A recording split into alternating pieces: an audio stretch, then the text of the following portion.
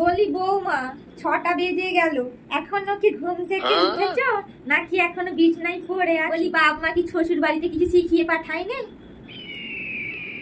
এটা শ্বশুর বাড়ি, এখানে সকাল সকাল ঘুম থেকে উঠতে হয়, শাশুড়ির মন জুগিয়ে চলতে হয়, শ্বশুরের মন জুগিয়ে চলতে হয়, সকাল সকাল উঠে বাড়ির সব কাজ করতে হয়। এসব কি কিছুই শিখিয়ে পাঠায় না নাকি কি জানি? পটে বিবির ঘুম ভেঙেছে, তাড়াতাড়ি বাতি কাপড় চা বসাও, শ্বশুর খেয়ে কাজে বেরোবে। ও মা, তুমি একটা মাছও চেনো না, তাহলে বাপের বাড়ি থেকে কি শিখে এইছো মা?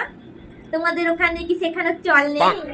আমার ঘাড়ের ওপর ডুটিয়ে দিয়ে গেছে, কিচ্ছু জানে না, সবই আমার কপালের দোষ। বৌমা, এটা তোমার বাপের বাড়ি নয় বাছা, এখানে তোমার মন মর্জি মতন কিছু কাজ হবে না, কিচ্ছুটি চলবে না এখানে তোমার মন মর্জি মতন। থাক থাক, ওই তো একখানা শাড়ি দিয়েছে তোমার বাপের বাড়ি থেকে, পুরো গামছার মতো, একদিনও পড়তে পারলুম, একদিনও নাই। আর তোমার শ্বশুরকে এমন এক